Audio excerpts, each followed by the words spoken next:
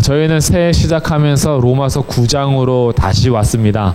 작년 연말에 8장까지 한 다음에 12장으로 넘어갔는데 올해 다시 시작하면서 9장부터 11장 연말에 하지 않았던 부분으로 다시 돌아왔습니다.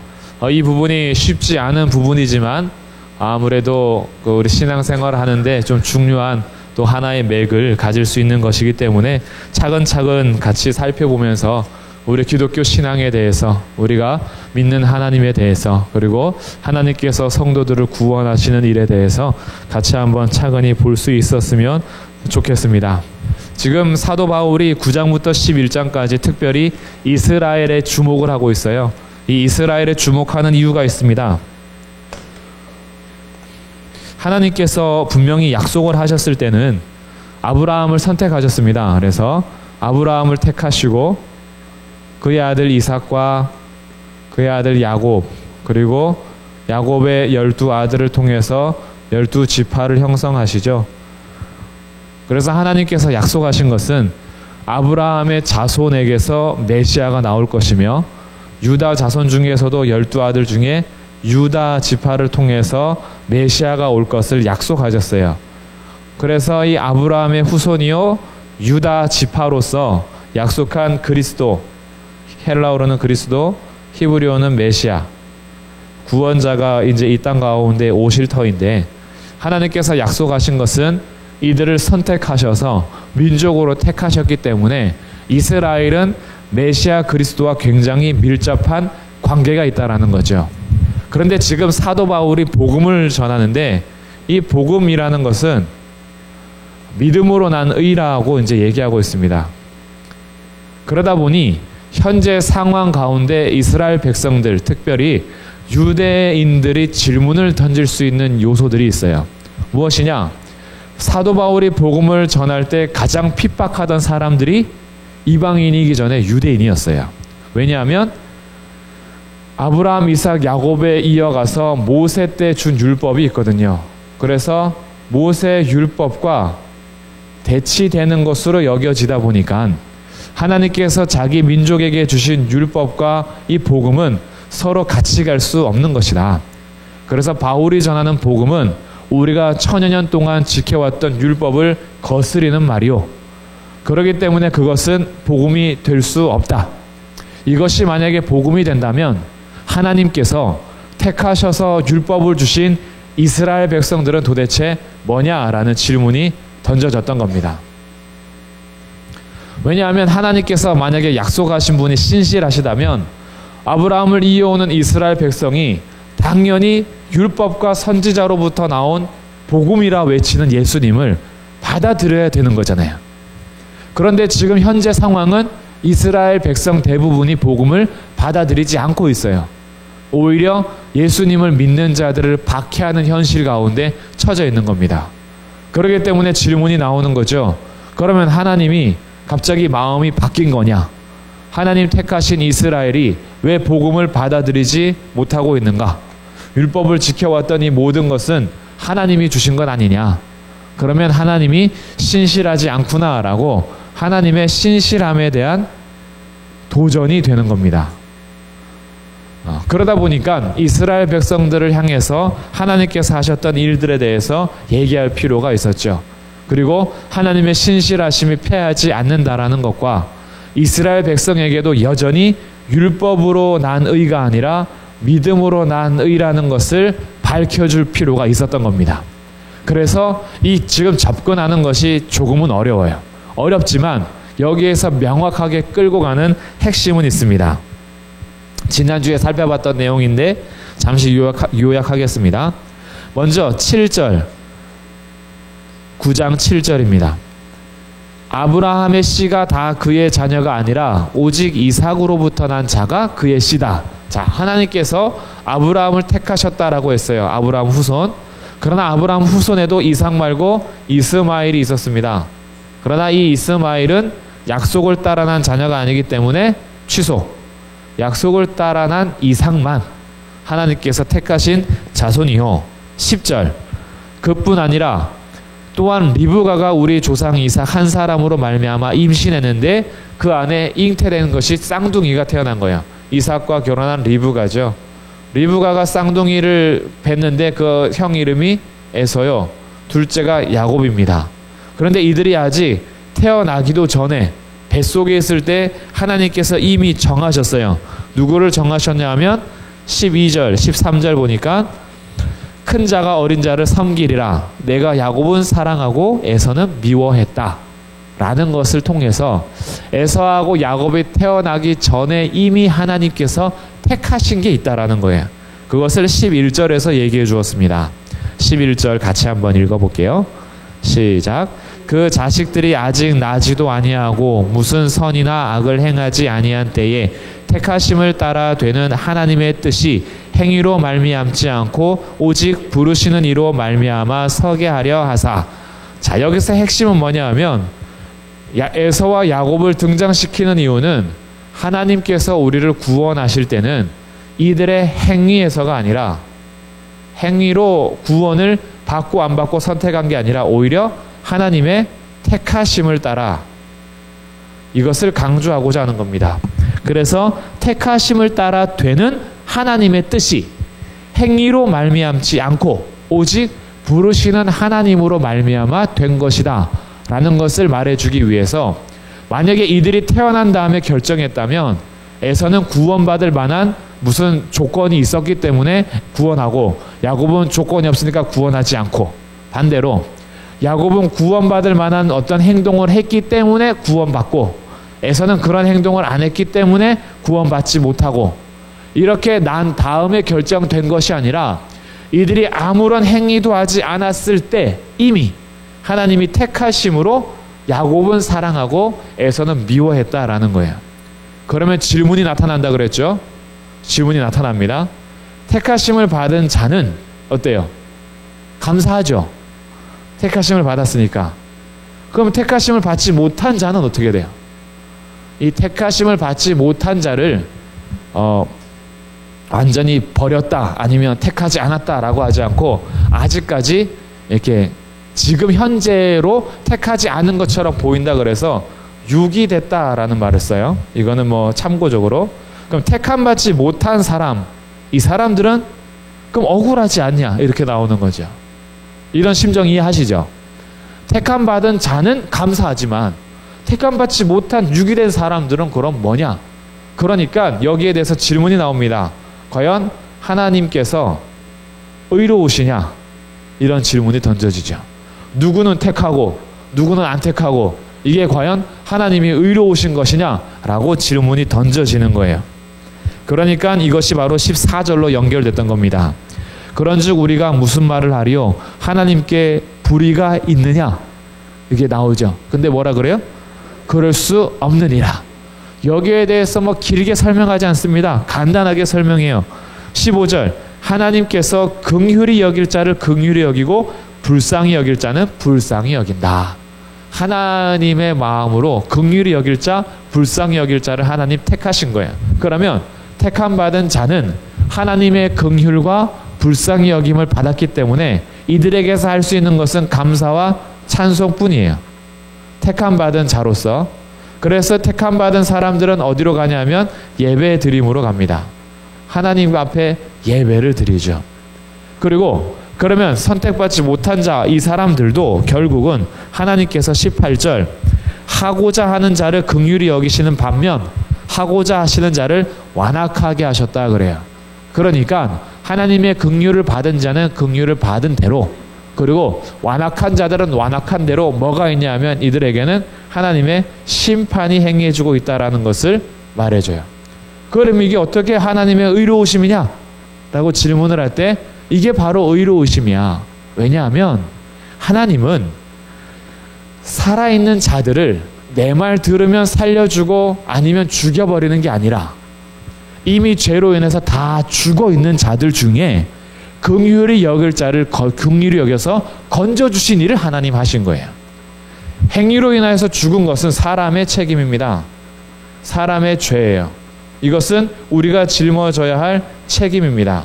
그럼 죄의 값은 사망이기 때문에 죽는 것은 하나님 책임이 아니라 우리 책임이에요. 사람이 죄를 지어서 자기 죄에 따라서 사망의 상태에 이른 겁니다.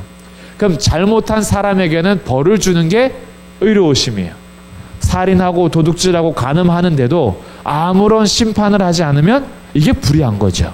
재판장이라면 공정하게 심판을 해야죠. 그러다 보니까 하나님께서 죄를 지은 사람에게 공정하게 공의롭게 행하는 것이 바로 사망, 심판이라는 겁니다.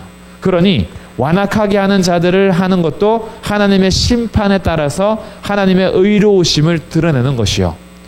다 심판받아도 하나님께서는 공의로움이 드러나지만 그럼에도 불구하고 내가 불쌍히 여길 자를 불쌍히 여기고 긍휼히 여길 자를 긍휼히 여기심으로 이들을 건져냈으니 이들은 하나님의 의로우심을 따라 감사와 찬송만 있는 것이다 라고, 그러니 하나님은 불의할 수 없다, 이렇게 결론을 짓는 거죠. 그러면서 이제 19절로 가는 겁니다. 그러면 내가 내게 말하기를, 그러면 하나님이 어찌하여 허물하시느냐, 누가 그 뜻을 대적하느냐 하리니, 이 사람아 네가 누구이기에 감히 하나님께 반문하느냐, 지음을 받은 물건이 지은 자에게 어찌 나를 이같이 만들었느냐 말하겠느냐. 너 순서를 똑바로 해라. 하나님은 우리를 지으신 창조주요, 우리는 그의 지음을 받은 피조물이다. 우리가 어찌 하나님의 위치에서 하나님의 지혜를 같이 논할 수 있다고? 너가 생각하기에 하나님께 뭔가 불의함이 있는 것 같고 하나님 이건 이해할 수 없다라고 해서 반문할 수 있는 위치냐? 토기장이도 자기 그릇을 만들 때 토기장이 마음대로 주둥이를 길게 하고 싶으면 길게 빼고 넓적하게 만들고 싶으면 넓적하게 만든다. 이거는 토기장의 주권이야. 그러면서 하나님께서 이렇게 얘기하는 겁니다. 21절 같이 한번 읽겠습니다. 시작. 토기장이가 진흙 한 덩이로 하나는 귀 쓸 그릇을 하나는 천이 쓸 그릇을 만들 권한이 없느냐? 그럼 하나님은 이런 권한이 없느냐? 여기서 말하는 권한은 어떤 능력을 말하는데, 이 능력은 하나님이 막 감정이 기복이 심해가지고 만들었다 깨버리고, 에이 처음에 귀하게 만들었다가 에이 이거 필요 없어 던져버리고, 이런 능력을 말하는 것이 아니라 제품을 올바르게 사용하는 권한을 말하는 거예요. 하나님께서는 선하신 능력으로 자기가 쓸만한 그릇, 자기가 원하는 그릇들을 그 권한 안에 두셔서 창조하셨다. 그렇기 때문에 오히려 하나님은 사람의 어떤 마음에 따라서 완악함을 가지고 세상을 창조한 것이 아니라 하나님의 선하심을 따라서 창조하셨음에도 불구하고 이 뜻을 거역한 것은 하나님의 형상 따라 지음받은 사람이요, 하나님께서 하신 일은 오히려 오래 참으셨다라는 거예요.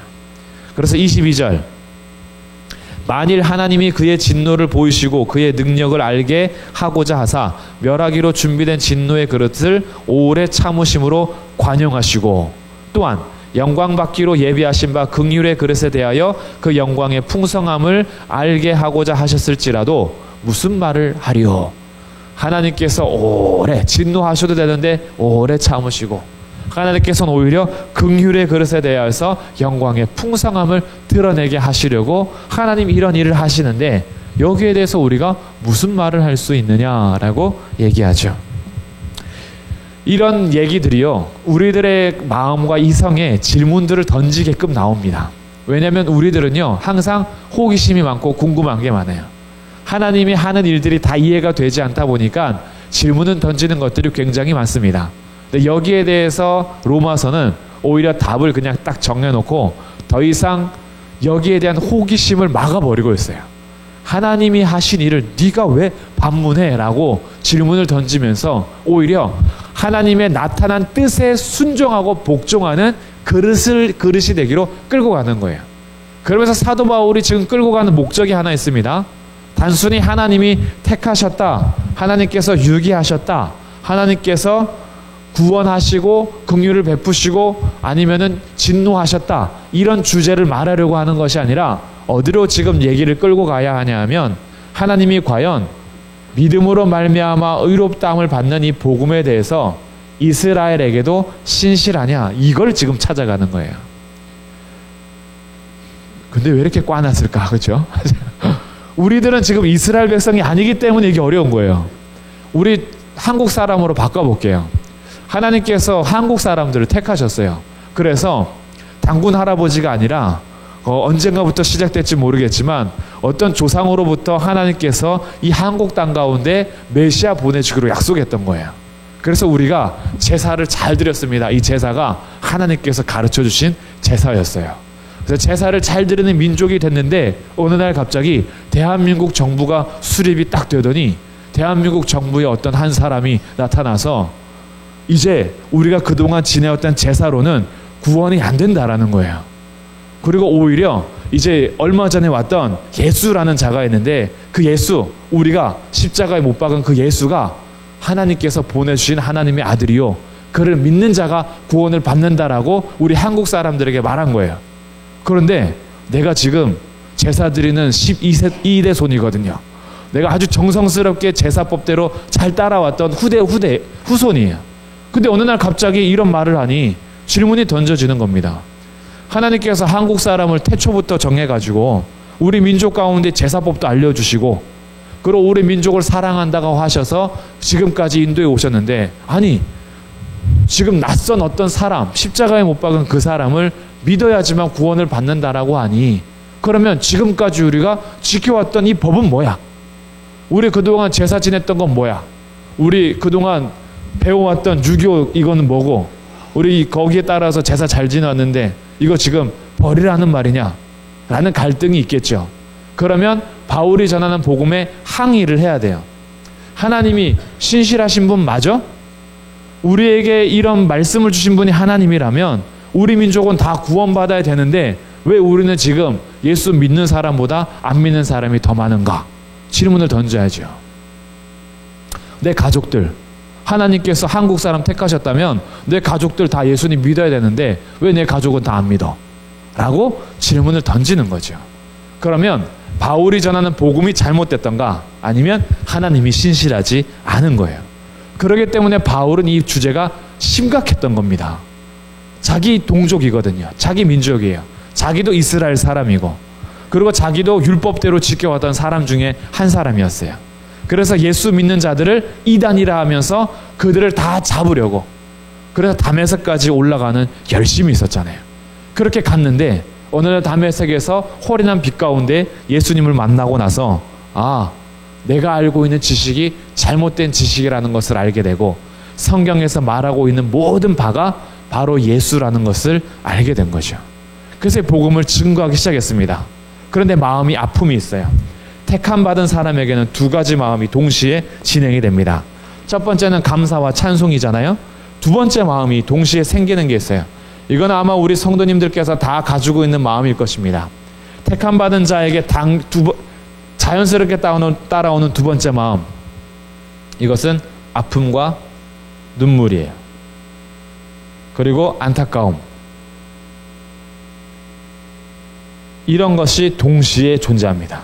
왜냐하면 나를 구원하시고 택하신 하나님의 은혜는 감사한데 아직도 내 사랑하는 남편 또는 내 아내 또는 내 자녀들 아니면 부모님, 사랑하는 형제들은 예수님을 믿지 않는 현재에 처하고 있는 거예요. 그럼 현재의 상황을 보면서 내가 어찌 마냥 기뻐만 할 수 있어요? 내가 어찌 찬송과 감사만 할 수 있어요? 나는 당장 지금이라도 예수님 오시면 괜찮아요. 근데 지금 당장 예수님 오시면 지금 안 믿고 있는 내 자녀들은 어떻게 해요? 지금 안 믿고 있는 우리 부모님은 어떻게 해요? 안 믿고 있는 내 남편, 아내는 어떡하냔 말이죠. 그렇기 때문에 두 가지 마음이 동시에 존재합니다.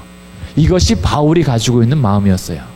이 마음에 큰 근심과 고통이 있다라는 거예요. 그것이 바로 내 민족 이스라엘을 향한 마음이다. 그래서 하나님의 신실하심을 얘기하면서 결국 이스라엘 백성들을 버리신 것은 하나님이 아니라, 율법이 아니라 율법에 복종하지 않으며 하나님께 복종하지 않음으로 인해서 하나님이 버린 것이 아니라 우리가 하나님을 버렸다라는 입장을 전달하면서 여전히 통일되는 것, 이스라엘 백성들도 약속을 따라서 난 자녀들이 이스라엘이기 때문에 약속을 따라서 오신 예수 그리스도를 믿는 자들이 참된 이스라엘이요, 그들이 구원받는 것에는 동일하다. 이것을 전달하기 위하여서 지금 이렇게 주제를 끌고 가고 있는 거예요. 그러면서 하나님은 신실하시고 하나님은 의로우시다. 절대 불의하거나 말씀을 폐하시는 분이 아니다. 그렇기 때문에 하나님 하시는 일이 이해가 되지 않는다라고 해서 함부로 반문함으로 하나님이 하시는 지혜의 복음에 대해서 반항하지 마라.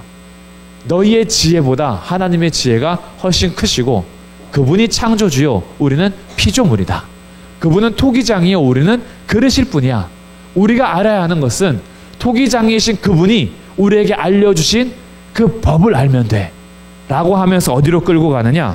이제 30절로 오는 거예요. 저희가 읽은 30절로 결론이 맺어지는 겁니다. 자, 30절 같이 읽어보겠습니다. 시작. 그런즉 우리가 무슨 말을 하리요? 의를 따르지 아니한 이방인들이 의를 얻었으니 곧 믿음에서 난 의요. 의를 따르지 아니한 이방인들, 그동안 하나님께서 말씀하신 율법의 의와는 상관없었던 이방인들이 왜 의롭다함을 받았냐 하면 믿음 때문에죠. 그러면 율법의 의를 따라서 온 이스라엘은 왜 의롭다함을 받지 못했느냐? 그것이 31절이죠. 의의 법을 따라간 이스라엘, 이것이 모세 율법을 말하는 겁니다. 모세를 통하여서 주신 율법을 따라간 이스라엘은 왜 율법에 이르지 못하였을까? 신기하죠. 자신들이 의롭다 생각했던 의의 법인 율법을 따라갔어요. 그러나 이들은 율법에 이르지 못했어요. 왜냐하면 율법이 요구하는 의를 행위로 이룰 수 없었기 때문에. 그러다 보니까 어찌하냐? 32절 한번 또 읽습니다. 시작. 어찌 그러하냐? 이는 그들이 믿음을 의지하지 않고 행위를 의지함이라. 부딪힐 돌에 부딪혔느니라. 이들이 율법에서 난 의를 따라감에도 불구하고 율법을 이루지 못한 것은 자기의 행위를 의지하다 보니까 하나님께서 주신 믿음 때문이다. 그래서 율법을 행위로 이루려 했기 때문에 결국은 믿음에서 나는 의를 이들이 갖지를 못했다. 결국 오히려 이 믿음이라는 것이 이 이스라엘에게는 부딪히는 돌이 돼버린 거예요. 그러다 보니까 10장 1절 사도 바울이 간절히 원하는 바가 생긴 겁니다. 형제들아, 내 마음에 원하는 바와 하나님께 기도하는 것이 있다. 그것이 이스라엘을 위하는 것인데 그들도 구원을 받았으면 좋겠다라는 간절한 마음이 생긴 거예요. 그러면서 자기가 증언합니다. 10장 2절 내가 증언하노니 그들이 하나님께 열심히 있습니다. 정말 열심히해요. 이 이스라엘 백성들처럼 열심히 하나님을 섬기는 민족이 없었어요. 그러나 그것이 올바른 지식을 따른 것이 아니다 그래요. 그래서 우리 기독교 신앙에서 중요한 것을 이제 잡는 겁니다. 기독교 신앙에서 정말 중요한 것은요, 순서가 굉장히 중요한데 내가 열심히 믿고 생활하는 이 열심에 앞서서 바른 지식이 필요합니다. 바른 지식이 없는 열심은요, 오히려 나의 행위를 의지하는 이쪽으로 가게 되는 이스라엘이 범한 것과 똑같은 오류를 범하게 돼요. 이런 예화를 한번 들어보셨을 겁니다. 원숭이가 나무를 타고 쫙 건너가고 있는데 열심히 막 이쪽 저쪽 다니면서 보니까 밑에서 물에 물고기들이 빠져서 허우적거리고 있는 거예요. 살려달라고 보이는 거죠. 물고기들이 막 팔딱팔딱 뛰고 뭐 숨 막혀서 죽을 것 같아요. 자기가 볼 때. 그래서 원숭이가 얼마나 열심히 있는지 자기가 상류서부터 하류까지 달려오면서 물고기들 구해주겠다라고 물고기들 다 밖에다 던져놨어요. 이렇게 쫙 얼마나 열심히 했는지. 정말 그 원숭이의 열심은 박수 쳐줄만 해요. 그러나 그의 열심은 바른 지식을 따른 열심이 아니다 보니까 오히려 물고기들을 다 죽여버렸어요. 자기 눈에 보기에는 물에 빠져서 숨을 못 쉬어서 할딱할딱 거리는 걸로 보였던 거죠. 근데 유대인들이 이와 같은 열심이 있었다라는 거예요. 정말 열심히 했는데 소경을 인도해서 다 구덩이에 빠뜨려 버렸어요. 자기들도 이루지 못하는 율법의 의를 백성들에게 쥐어주면서 전부 다 하나님께로 나오지 못하게 만들어 버린 거예요. 그래서 그가 증언하노니 이래요. 그들이 하나님께 열심은 있었으나 올바른 지식을 따른 것은 아니다. 우리 신앙생활하면서 이것은 항상 점검해 봐야 됩니다. 내가 열심이 없는 것도 문제예요. 바른 지식은 있으나 열심이 없는 사람이 있어요. 그러나 열심은 있는데 바른 지식이 없는 사람이 있어요. 오히려 더 위험한 사람은요, 열심은 있는데 바른 지식 없는 사람이 더 위험해요. 바른 지식이 있으나 열심이 없는 사람들은 열심히 데리고 끌고 오면 되는데 너무 열심인데 지식이 없어서 영혼들 다 죽이고 있어요. 진짜 심각한 겁니다. 그래서 사도 바울이 정확하게 얘기하는 거예요. 이스라엘은 정말 열심이다. 그러나 그 열심이 오히려 삼켜버린다. 올바른 지식을 따른 것이 아니기 때문에. 그러면 여기에서 말하는 올바른 지식을 따르지 않는 것이 무엇이냐? 그것이 3절에 나오는 겁니다. 10장 3절 뭐라고 설명하죠? 하나님의 의를 모르고 자기 의를 세우려고 힘써 하나님의 의에 복종하지 아니하였다 그래요. 신기하죠? 율법에 대해서 상당히 열심히 썼는데 이것은 뭐다? 하나님께 복종하지 않은 것이다 라고 하잖아요. 열심히 순종했잖아요. 사실 율법을 이루기 위해서 열심히 순종했는데 결과는 하나님의 율법에 복종하지 않은 거랍니다. 왜? 하나님의 의를 내세우지 않고 모르기 때문에 자기의 의를 세우려고 힘써 달렸기 때문에 그래요.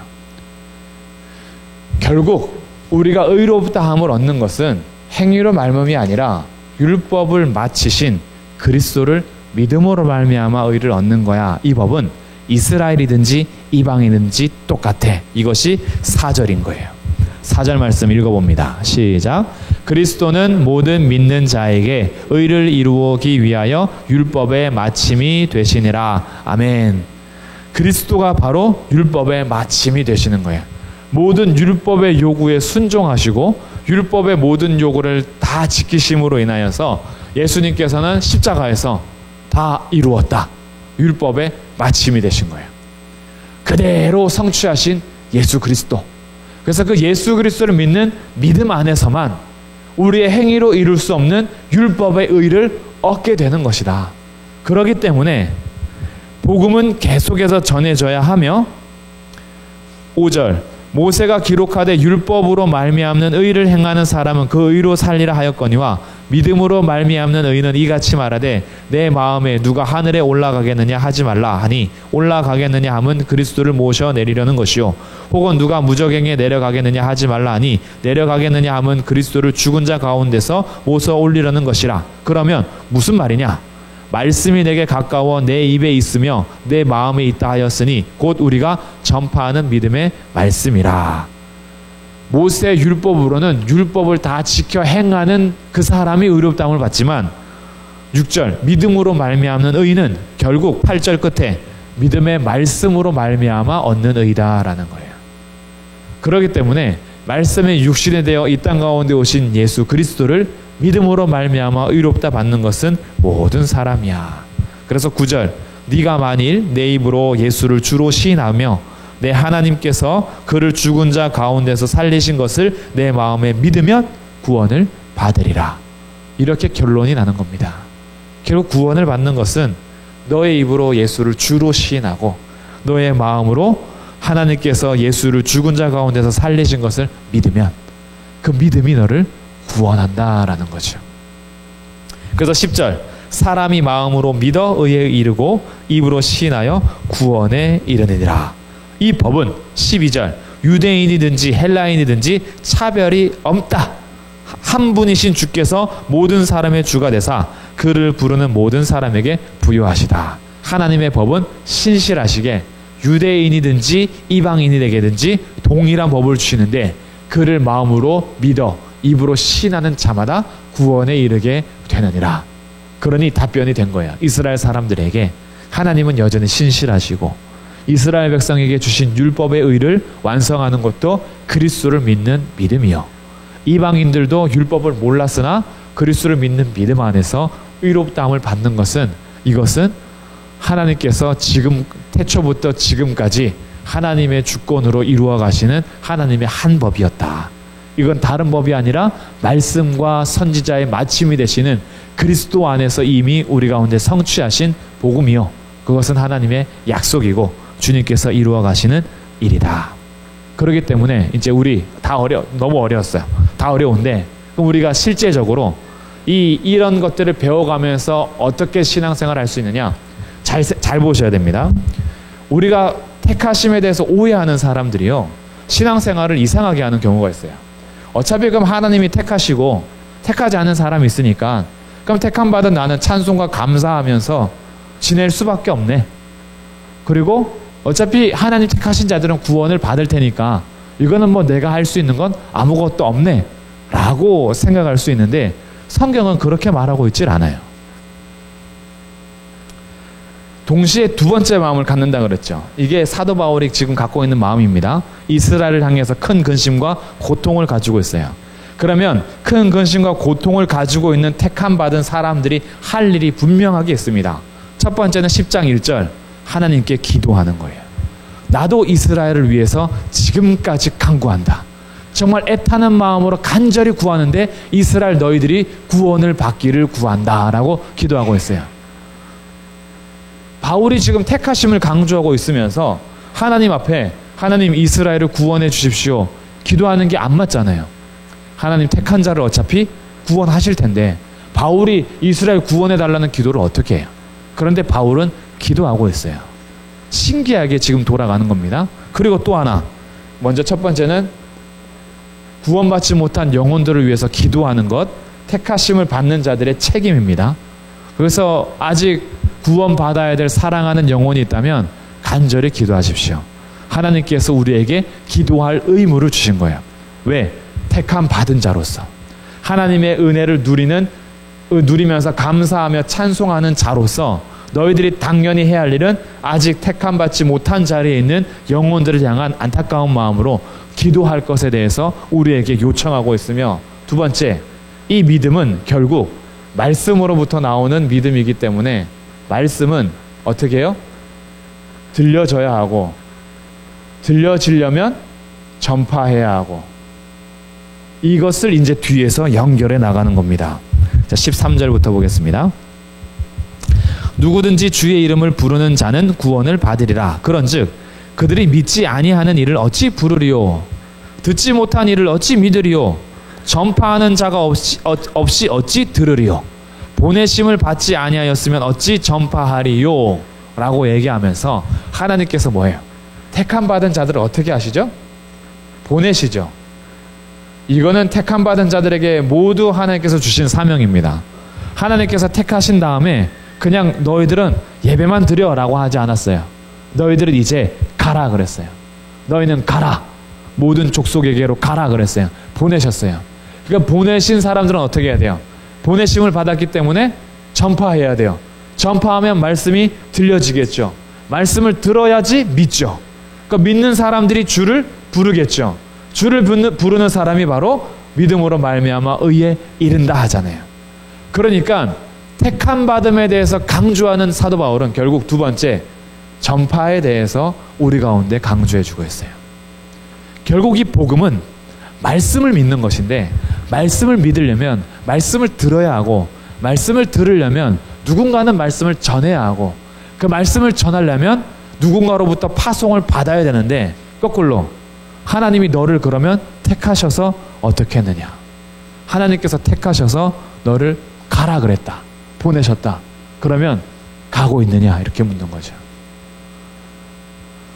내가 복음을 전파하지 않으므로 복음을 듣고 들어야 될, 믿어야 될 백성들이 지금 죽어가고 있다라는 생각을 해야 된다라는 겁니다. 이게 이스라엘의 현재를 진단하면서 사도 바울이 끝으로 가고 있는 거예요. 결국 17절 우리가 잘 아는 말씀이죠. 믿음은 들음에서 나며 들음은 그리스도의 말씀으로 말미암았느니라. 우리에게는 이제 두 가지 책임이 있습니다. 택하시고 구원하시는 것은 하나님의 일이고, 우리들의 일은 뭐예요? 어차피 하나님 택하시고 하나님 구원하실 테니까 난 가만히 있어도 되겠네? 이게 아니라 하나님의 일은 하나님 하시는 거고, 우리들은 뭐예요? 기도하고 전도하는 거. 이것을 하지 않는 것은 우리들에게 다시 책임을 물을 겁니다. 너는 왜 구원받지 못한 영혼을 위해서 기도하지 않느냐? 너는 왜 아직도 구원받지 못한 자들에게 전파하지 않느냐? 너가 입술을 열어서 전파하지 않으므로 들어야 될 복음을 듣지 못하여서 믿지 못한 상태에 있다면, 파수꾼이 입을 열었음에도 불구하고 믿지 않았으면 파수꾼에겐 책임이 없으나, 파수꾼이 얘기를 하지 않으므로 그가 잘못된 길을 갔다면 그것을 파수꾼에도 묻는 거죠. 그렇기 때문에 우리들은 우리 할 일을 해야 하는 것입니다. 그래서 이것은 책임으로 이제 다가오는 거예요. 그리스도 하나님의 택하심은요, 택함 받은 자들에게는 보냄 받은 사명을 묻게 되는 것입니다. 그러면 택함 받지 않는 자들에게는 들려짐이 필요하고요. 그럼 만약에 내가 택함 받아서 오늘도 그리스도의 말씀을 듣고 믿음으로 구원에 감사하며 예배하고 계시다면 우리의 책임도 하셔야 됩니다. 예수 그리스도를 전하셔야 돼요. 예수 그리스도를 전파하여서 내가 전파했음에도 불구하고 안 믿는 건 내 책임 아니에요. 그러나 내가 입 다물고 복음을 절대 전하지 않는 것은 택함 받은 자로서 하나님의 은혜를 상실하는 겁니다. 내가 그냥 딱 감추고 있는 거예요. 그렇기 때문에 이 말씀은요, 우리에게 도전을 줍니다. 하나님께서는 택하시고 구원을 이루시지만 택함 받은 우리들에게는 기도와 전도할 사명이 있다. 그래서 오늘 우리들이요, 같이 마음을 한번 말씀 앞에 두셔서 그동안 혹시 영혼에 대한 기도를 좀 소홀히 하셨다면 오늘부터 다시 한번 구원받을 영혼을 위하여서 간절히 기도하시는 기회가 출발이 되시길 주님의 이름으로 축복합니다. 그리고 하실 수 있다면 입을 열어서 예수를 전하십시오. 복음을 증거하실 때 내 능력과 내 설득력과 내 지식으로 전도가 되지 않습니다. 예수의 이름이 전파되는 곳에 성령께서 하시는 거예요. 그렇기 때문에 우리들은 입술을 열어 복음을 전파하면 들려져서 믿는 것은 그 다음 살아계신 하나님의 말씀, 살아있는 성령께서, 그리고 하나님께서 그 열매들을 맺어 가실 것입니다. 우리는 우리의 책임을 다하셔서 하나님의 택하신 은혜 가운데 감사하고 찬송하며 기도하며 전도하는 일들을 게을리하지 않기를 주님의 이름으로 축복합니다. 우리 같이 한번 이 시간 기도하겠습니다. 말씀 생각하면서 혹시 오늘 내가 기도해야 될 영혼은 누구입니까?